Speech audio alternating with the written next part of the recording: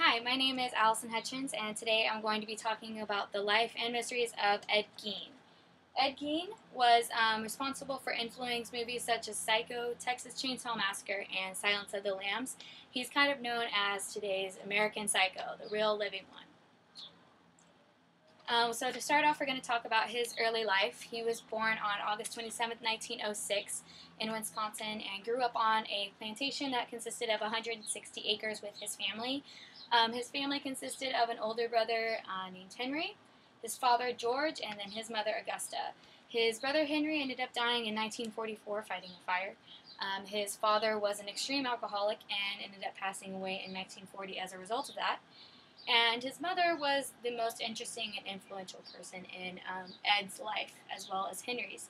She was known to be overbearing, extremely demanding, and she taught her boys the gospel and also about all the sins. Sounds pretty normal. However, she put a lot of emphasis on how women were evil and sex was a very evil thing, and how she was the only pure woman that the two boys would ever meet, and just basically how women were extremely bad and they should have nothing to do with them. So after his mother passed away in 1944, Ed Gein was 39 and ended up being on the plantation by himself. He didn't have to use the farmlands anymore because of the federal subsidies, so he was left with a lot of spare time to just pretty much hang out at home. After the death of his family, he started having these weird obsessions. One of his main obsessions was with the female anatomy. Since his mother had kind of preached him all the time about how bad women are, it kind of made him more interested, and it actually influenced him to wanted to become a woman himself. He did want to become a female, which kind of made him more interested in the anatomy. He was also obsessed with the Nazi camps, their experiments that they did and things that they would do in the camps, and he decided that he himself wanted to try these things.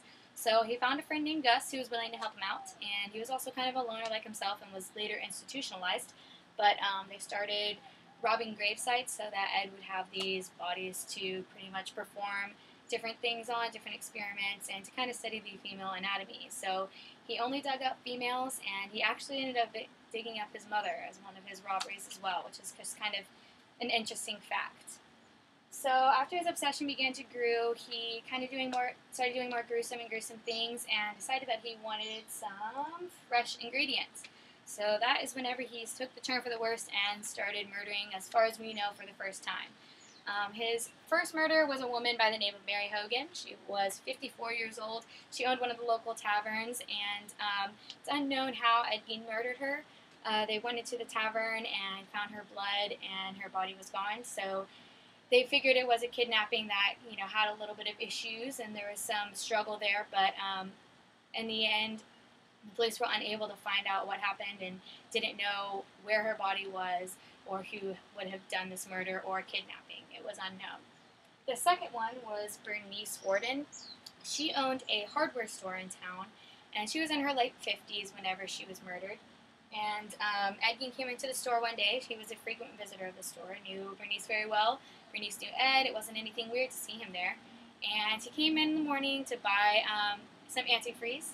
And after he purchased it, he went over to the one of the shelves, which there was a .22 rifle, picked it up, put his own bullet inside, and then shot Bernice Warden, and which killed her. Put her in the back of a truck, drove it up to his house, and then returned the store truck back down to the hardware store. So how he got caught was Frank, which was Bernice's son and also sheriff. He came into the store that day later on and found blood and his mother to be missing. So he obviously started an investigation right away, trying to figure out what could have happened. He started looking through the receipts and noticed that the last sale was for a gallon of antifreeze. As he began thinking about it more, he remembered that the night before Ed Gein had been in the store and mentioned that he was going to come back in the morning to grab antifreeze. Well, Eddie was kind of known as weird old Eddie in town, and he was a loner, and nobody really thought that he could do any harm. But so they thought it was kind of weird whenever Frank suggested to go search his house. But they figured we might as well just go take a trip up there and see what we find. Little did they know how much they were going to find, and probably scarred the life of a lot of those police officers. First place that they looked was a shed, And they opened up the shed and to find Bernice Worden's body hanging upside down, completely gutted with the head and throat completely gone, which is pictured right here. That's what they found in the shed. As far as the furniture, they went into the house after that, and the furniture in the house was made mostly of human body parts, chairs made of bones, skin, lampshades made of skin, things of that creepy nature. And then they went into the kitchen and found that there were skulls that were actually turned into bones. And one of the weirdest things they found in the kitchen was Bernice Worden's heart on a stove.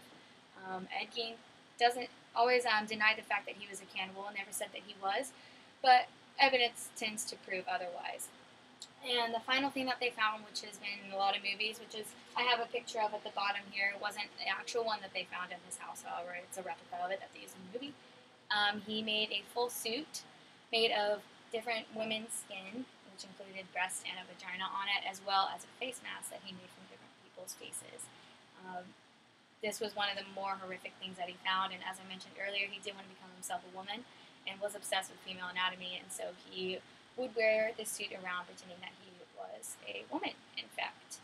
So that was one of the more creepy things. So after they found out all this stuff, it was obvious that legal action had to be taken, and he was sent to Waupun State Hospital, where he was due to remain there for the rest of his life because he was obviously had mental issues. They sent him there for the rest of his life, which he ended up dying at the age of 78 on July 26, 1984 in a hospital and died from cancer. After that, they buried his body back on the plantation where he had grown up and where his family was buried. And shortly after that, the citizens of the town ended up torching the entire farm for obvious reasons of hatred and just disposal of Ed Gein. So that concludes my speech. I hope we learned a lot about Ed Gein today, and maybe whenever you watch those movies, you'll remember that it is from a real person. And although it's creepy, it is a little bit interesting, and I hope you find a little bit more about the American Psycho. Thank you.